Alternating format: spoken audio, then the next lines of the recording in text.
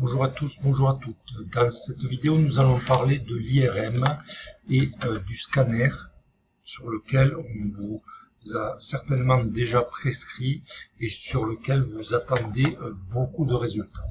Alors nous allons également démystifier un petit peu cet examen qui est souvent soit demandé par la personne qui souffre du dos, soit demandé par le médecin généraliste pour avoir un état des lieux de votre colonne vertébrale. Alors, je répète, on parle de scanner, mais également d'IRM, et donc c'est un examen type radiographie qui permet d'avoir une identification des lésions au niveau de votre colonne vertébrale. Alors, qu'est-ce qu'il faut savoir par rapport à cet examen? La première chose qui me paraît vraiment primordiale d'identifier, c'est que ce scanner n'a aucune incidence sur l'évaluation de votre douleur.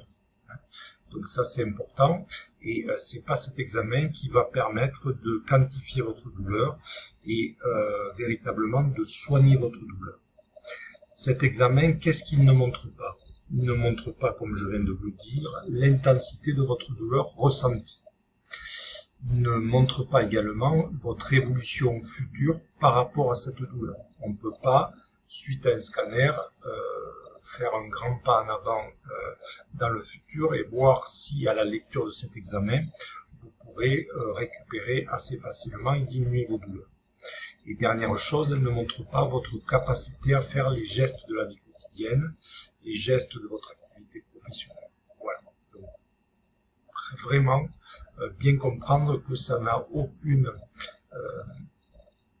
relation avec votre douleur. Par contre, ce que ça montre, et ça montre évidemment l'usure liée à l'évolution due à votre âge, notamment l'usure des structures soit articulaires, soit ligamentaires, et ça permet de faire un état des lieux assez simple de votre colonne vertébrale, mais s'il n'y avait pas eu la présence de la douleur, de toute façon, votre colonne vertébrale elle aurait été trouvée dans le même état.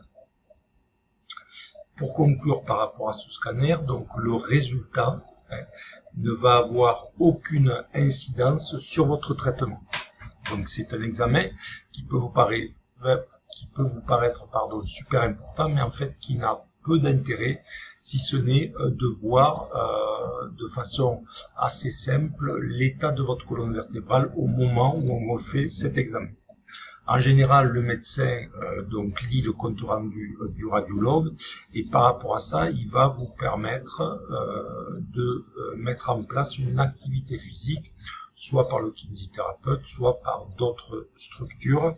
Et c'est véritablement la mise en place de cette activité physique qui va vous permettre d'avoir des résultats principalement sur la douleur. Alors, une fois que vous avez le feu vert, qu'est-ce que vous pouvez faire? Eh bien, on va essayer de faire glisser l'image. Voilà. Tout d'abord, donc ça va être relativement difficile dans un premier temps de reprendre une activité physique, d'autant plus que vous avez certainement peur, vous appréhendez le fait de bouger parce que vous pensez que faire une activité physique, ça va déclencher votre douleur et que c'est quelque chose de contre-indiqué quand on a mal au dos. Alors que c'est totalement le contraire, puisque c'est grâce à la pratique de cette activité physique que vous allez progressivement avoir des outils pour réguler la douleur au quotidien. Alors les questions à vous poser par rapport à cette reprise progressive de l'activité physique, c'est qu'est-ce que vous aimez faire comme activité physique, qu'est-ce que vous avez fait par le passé et qu'est-ce que vous avez aimé pratiquer dans le passé. Ensuite, est-ce que vous pouvez réaliser cette activité physique régulièrement et de façon, on va dire, motivante et attrayante? Ça peut être en faisant de la marche avec votre conjoint ou avec des amis, etc. Et la dernière question à vous poser, est-ce que j'ai besoin de l'entraîneur, d'un coach ou d'un professionnel de santé pour m'aider à commencer à mettre en place cette activité physique? Vous voyez, ces trois questions qui sont simples. Faites une activité physique que vous aimez, essayez d'y adjoindre un côté social avec des amis ou un membre de la famille. Et troisième question, est-ce que j'ai besoin d'aide, soit un professionnel de santé, soit toute autre personne?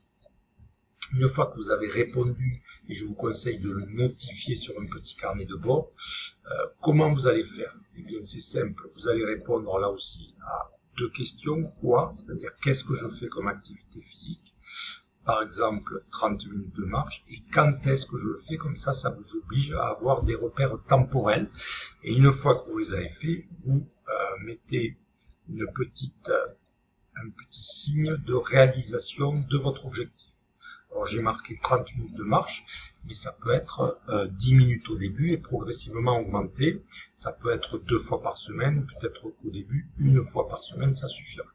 Voilà de façon simple de passer d'un examen qui est le scanner de l'IRM qui ne va pas vous apporter beaucoup de solutions par rapport à votre douleur, de la concrétisation d'un outil qui est l'activité physique. On reprendra ça dans les vidéos suivantes, puisque je vais vous faire 4 vidéos à travers les solutions pour réguler votre douleur. Je vous dis donc à bientôt pour une autre vidéo, et si vous avez des questions, n'hésitez pas en commentaire à m'en faire part.